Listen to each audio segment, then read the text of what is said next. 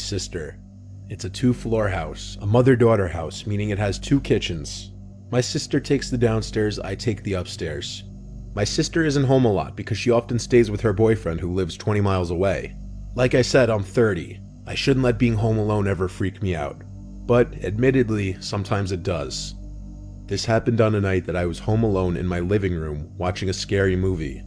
My part of the house is an open layout, so the living room, dining room, and kitchen are all one big space.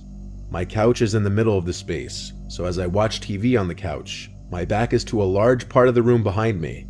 So for those a little more easily spooked, it wouldn't be the most comfortable place to be sitting alone watching a scary movie. I'll admit, as I watched in the dark room with nothing but the light from the TV to cancel the darkness of the room, I found myself glancing over my shoulder a lot. I like to think I'm not the only 30-year-old male that does that. But anyway, after the movie, I brushed my teeth, turned off all the lights in the house, then went to sleep. My sleep lasted for about 2 hours. I woke up around 1 a.m., and I wasn't sure why I woke up at first. Then I heard a voice downstairs. It sounded like my sister. It sounded like she was inside the house, so it's not like she was calling for me to open the door. But still, I knew it was my sister's voice. I didn't know what she was yelling up to me though, but I was still groggy and not thinking straight. All I could think was that she must have been calling for me, or arguing with her boyfriend. So I got out of bed and went into the pitch black hall.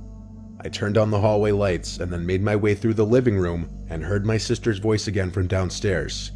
Now I could understand her to be saying my name. I made my way downstairs in the dark, yelling back at her, "What is it?" I looked for the light switch in the foyer downstairs, but couldn't find it. I'm not lying when I say I was groggy as hell. I walked down her little hallway towards her kitchen, find a light switch, and flick it on. The light in the kitchen lights up her little apartment, including her living room. The light starts off dim and needs time to brighten up, but I still saw that there was no one down there. Not her, not her boyfriend. I went to her bedroom, but it was empty. I called her name really loudly one time. No one called back, but shortly after I yelled, I heard something drop to the floor in my sister's bedroom, which I had just checked, and it was empty. I went back up the stairs like a little kid and went back to my bed to where my phone was. I tried to call her a few times, but she didn't pick up. I had myself locked in my room, wondering if I had just hallucinated all of that. Eventually I fell asleep, and in the morning I woke up to text from my sister asking why I called her at 1 a.m.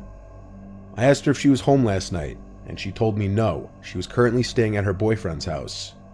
I went downstairs to her bedroom to see what may have fallen down on the floor, but there was not a single object on the floor that could have made that noise. I'm led to believe I hallucinated everything I heard that night, but that's what I want to believe, because the alternative would be much more horrific. But I've never really hallucinated anything else, or had any kind of sleep disorders, so how vividly I heard my sister's voice, and that sound in her room, really freaks me out.